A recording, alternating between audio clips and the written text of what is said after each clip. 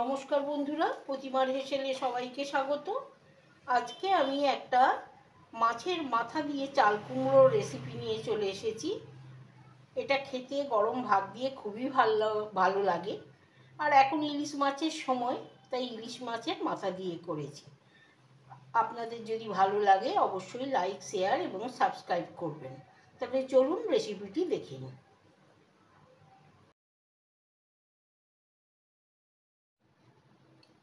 আমি এখানে আপনাদের আজকে ইলিশ মাছের মাথা দিয়ে চাল কুমড়ো রান্না করে দেখাবো।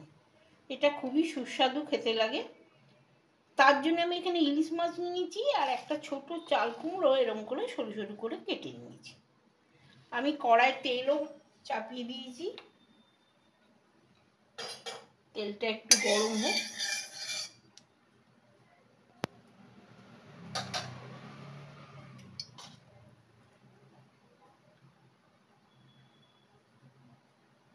আমি মাছগুলো গরম তেলে ছেড়ে দিলাম, দিয়ে এগুলোকে ভেজে দিলাম।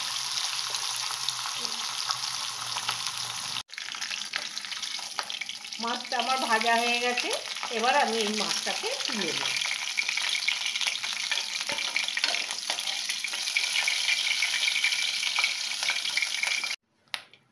মুড়োটা তুলে নেবার পর আমি ওই তেলেই তাতে কাঁচা লঙ্কা আর একটু কালো জিরে ফোড়ন দিলাম।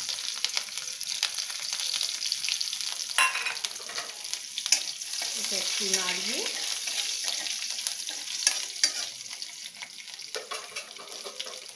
এবার আমি এই চাল কুমড়োটা দিয়ে দেব।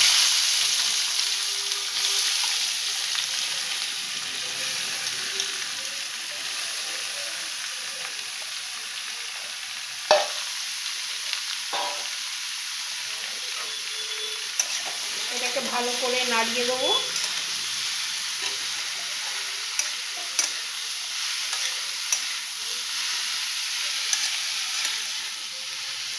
এবার এর মধ্যে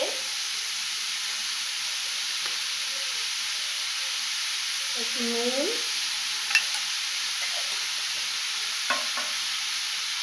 আর একটু হলুদের গুঁড়ো আর নুন দিয়ে এটাকে ভালো করে মিশিয়ে নেব।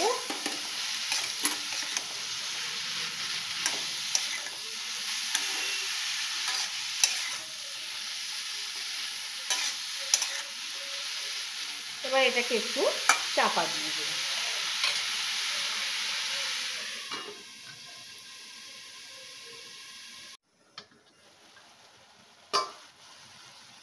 এই দেখুন জল বেরিয়েছে কতটা।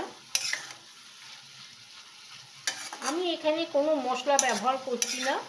আপনারা চাইলে মশলা দিতে পারেন, সর্ষে বাটা, অনেকে জিরেও দেয়। আমি এখানে কোনো মশলা ব্যবহার করব না। এবার আমি মাথাটা দিয়ে দেবো, দিয়ে এটাকে একটু একটু ভেঙে ভেঙে দেবো।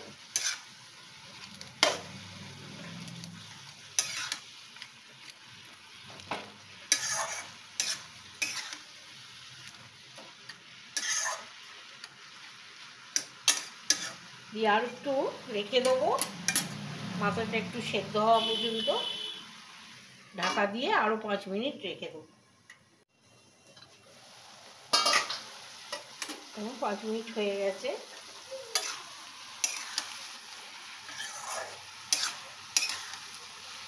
ঝালটা আপনারা দেখে দেবেন। আমি শুধুই কাঁচা লঙ্কা দিয়েছি, আপনাদের ইচ্ছে হলে শুকনো লঙ্কাও দিতে পারে।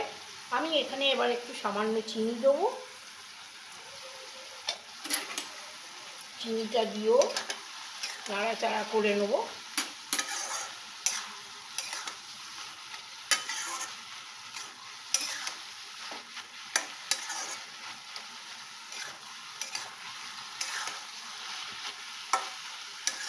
মোটামুটি আমার হয়ে গেছে।